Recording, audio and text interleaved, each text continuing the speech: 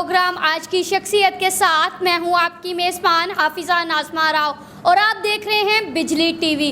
جی ناظرین، جیسا کہ آپ کو پتہ ہے کہ ہم اپنے سیگمنٹ میں نئے سے نئی شخصیت کو مدعو کرتے ہیں، لیکن جو آج کے ہمارے مہمان ہیں وہ کسی بھی تعارف کے محتاج نہیں۔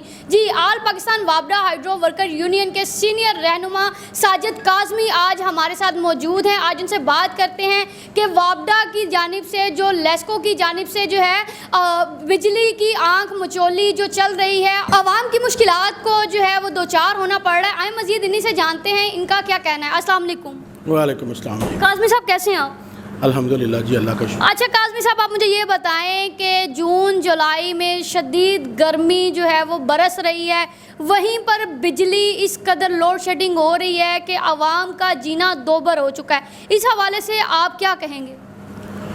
بسم اللہ الرحمن الرحیم۔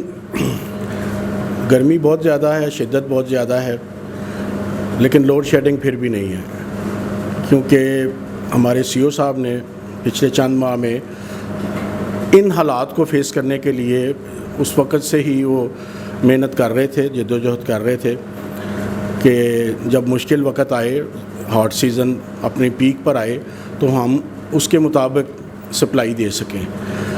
ہم سپلائی دے رہے ہیں اللہ کے فضل و کرم سے، جو ہمیں سپلائی مل رہی ہے ہم نے وہ ڈسٹریبیوٹ کرنی ہوتی ہے، ہم ڈسٹریبیوٹر ہیں۔ یہ جو فالٹس آتے ہیں یہ فالٹ آتے رہیں گے، سسٹم ہے۔ گرمی جب بڑھ جاتی ہے تو ہمارا سسٹم جو ہے وہ اوور لوڈ ہے۔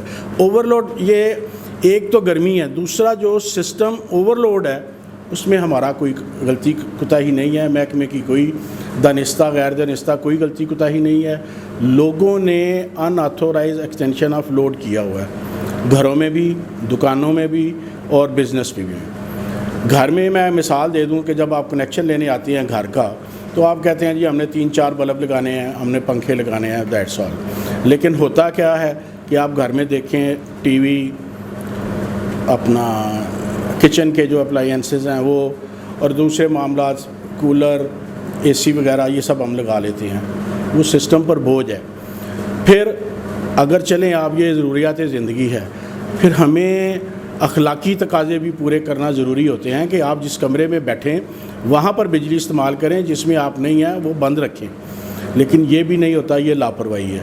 اب سسٹم اوور لوڈ ہے، پیچھے جنریشن بھی تھوڑی رکی ہوئی ہے، وہ 1-2 دن میں ٹھیک ہو جائے گی، ہمارا اس میں کوئی نہیں۔ گورنمنٹ کی طرف سے کبھی بھی نہ موجودہ نے نہ سابقہ حکمرانوں نے کوئی مستقل بنیادوں پر کوئی پالیسی نہیں دی کہ ہم یہ کر لیں۔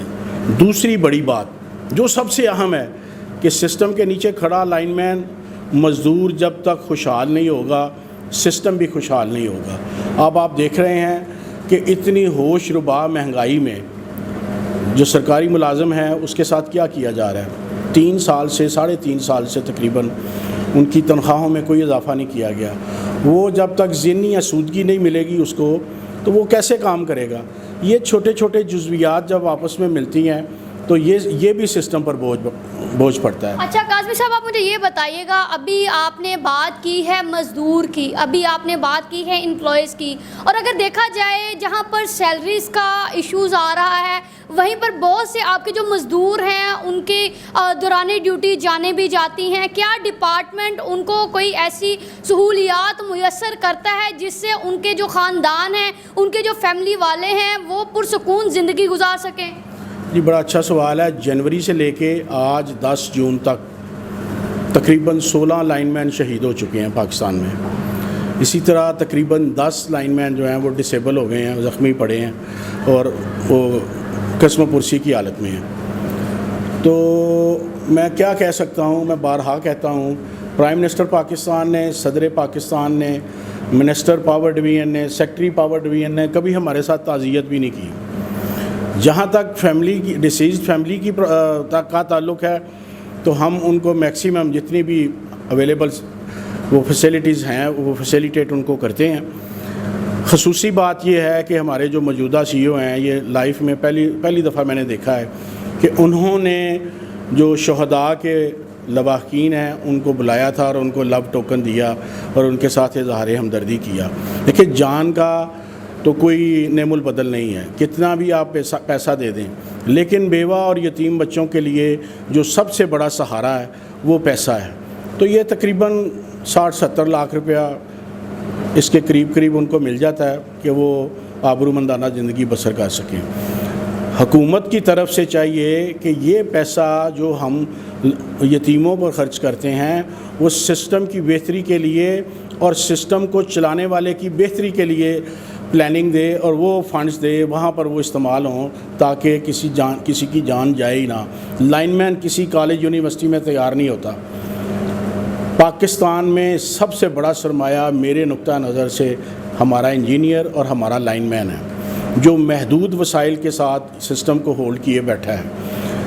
وہی 47 سے لے کے آج تک وہی کنڈکٹر ہیں، وہی سسٹم ہے. ان میں تھوڑی بہت وہ مرمت کر لیتے ہیں، مینٹیننس کر لیتے ہیں. جو اویلیبل فنڈز ہوتے ہیں وہ ان کے درمیان ہی وہ کام کرتے ہیں. لیکن اس کو کنڈکٹر کو ریپلیس کرنے کے لیے، نیا لگانے کے لیے اور اپ ٹو جو موجودہ لوڈ ہے اس کے مطابق لانے کے لیے جب تک گورنمنٹ سنجیدگی سے غور نہیں کرے گی تو ہم لوگ کیا کر سکتے ہیں؟ ہم نے تو پھر یہی جو ہے ہم نے وہی ڈسٹریبیوٹ کرنا ہے، وہی فالٹ وہی ریکٹیفائی کرنے ہیں. پاکستان میں یہ واحد ڈپارٹمنٹ ہے کہ راؤنڈ دی کلاک آپ کو رسپانس ملتا ہے. رات 12-1-2 بجے بھی آپ فون کریں تو آپ کو رسپانس ملے گا. یہ خدمات ہیں، قومی خدمات ہیں. قومی خدمات سر انجام دیتے ہوئے جو لوگ شہید ہوتے ہیں، گورنمنٹ نے کیا کرنا ہے کہ ابھی تک آج تک ان کو گورنمنٹ کے لیول پر جا کے شہید تسلیم نہیں کیا گیا. گورنمنٹ لیول پر جو شہید کو مراعات ملتی ہیں وہ گورنمنٹ کی طرف سے نہیں ملتی. یہ اچھا شاہ جی، آپ نے ابھی بات کی ہے کہ رات کو 12-1 بجے بھی کال کی جائے تو ہمارے جو ملازمین ہیں وہ عوام تک پہنچتے ہیں اور عوام کی رسائی کی جاتی ہے. وہیں پر کچھ عوام کا بھی یہ کہنا ہے کہ رات جو ہے ہم فون کر کے تھک جاتے ہیں لیکن وابڈا کے کانوں تک جوں بھی نہیں رینگتی. گرمی سے ہم بحال ہو جاتے ہیں لیکن وابڈا کا جو ملازم ہے پوائنٹ پہ پہنچ کر کام نہیں کرتا. اس حوالے سے آپ کیا کہیں گے؟ جوں رینگتی ہے جی، بالکل رینگتی ہے. آپ کال کریں وہ جوں رینگتی ہے، وہاں پر بندہ موجود ہوتا ہے. شارٹیج آف سٹاف ایک بہت بڑی پرابلم ہے. ایک بندہ 4-5 بندوں کا کام کر رہا ہے اور پچھلے 7-8 سال سے بھرتی نہیں ہوئی، اور پچھلے 7-8 سال سے جو ڈیلی ویجز پر بندے رکھے گئے بیچارے بچے، وہ آج تک ان کو ریگولر نہیں کیا گیا. میں نے ابھی کل ہی ریکویسٹ کی ہے سی او صاحب سے، اور میں بی او ڈی کے چیئرمین صاحب سے بھی ریکویسٹ کروں گا کہ وہ اس پر سنجیدگی سے غور کریں، ان کو ریگولر کریں اور ان سے کام لیں. یہ لڑکے نوجوان ہیں، نوجوان خون ہے.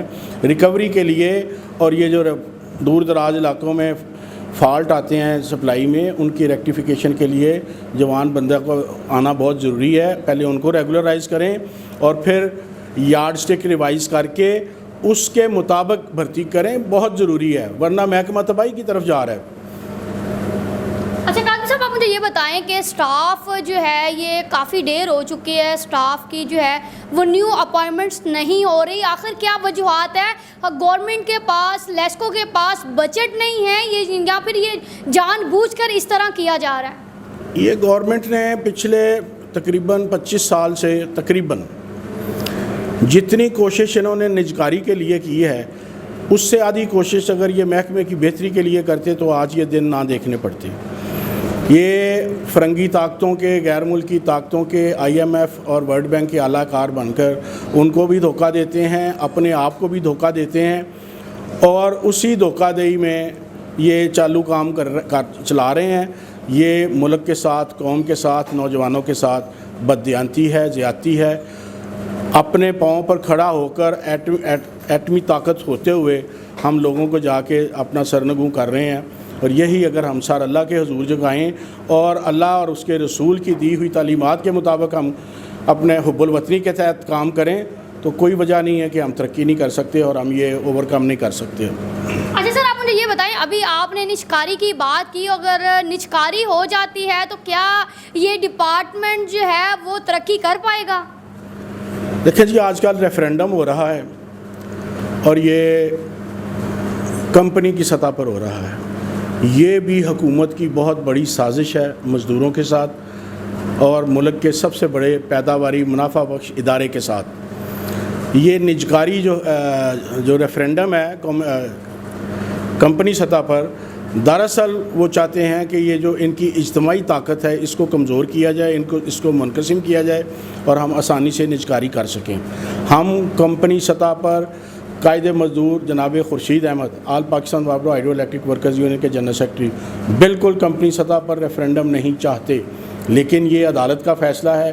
عدالت کے احترام میں اور اس مزدور دشمن ٹولے کو ہم میدان خالی نہیں دینا چاہتے کہ ان کا ماضی یہ ہے کہ پی آئی اے، ریلوے، ٹرانسپورٹ، ان محکموں کو یہ تباہ کر کے یہاں تک پہنچے ہیں۔ اب وہ ان کا کسی مزدور کے ساتھ یا محکمے کی بہتری کے ساتھ ان کا کوئی تعلق واسطہ نہیں ہے، وہ اپنے دیہڑی کے چکر میں ہیں، وہ اپنے مفادات کے چکر میں ہیں، قومی مفاد کو انہوں نے داؤ پر لگا دیا ہے۔ ہم نہ پی آئی اے ہیں، نہ ریلوے ہے، نہ ٹرانسپورٹ ہے۔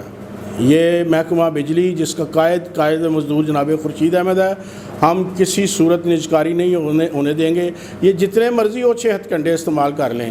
ابھی 16 تاریخ کو ریفرینڈم ہے، انشاءاللہ تعالی ہم جیسے ملتان میں ان کو عبرتناک شکست دی تھی، کمپنی سطح پر ان کو یہاں پر بھی شکست دیں گے اور حسب سابق انشاءاللہ تعالی قومی سطح پر دوبارہ ریفرینڈم کروائیں گے انشاءاللہ تعالی۔ اچھا شاہ جی، میرا آپ سے صرف آخری سوال یہ ہے کہ 16 جون آ رہی ہے اور ریفرینڈم بھی آ رہا ہے، اس حوالے سے آل پاکستان وابڈا ہائیڈرو ورکر یونین کی جانب سے کیا تیاریاں کی گئی ہیں اور کس طرح سے اس کو جو ہے وہ کیا جائے گا؟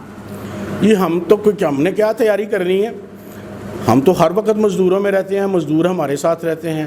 یہ ایک متحارب ٹولہ ہے جو صرف ریفرینڈم کے دنوں میں آتا ہے، تو یہ سادہ اور معصوم محنت کش لوگوں کو حور و غلمان کے اور سبز باغ دکھاتے ہیں، وعدے کرتے ہیں اور ان کو گمراہ کرتے ہیں یا ان کو بلیک میل کرتے ہیں۔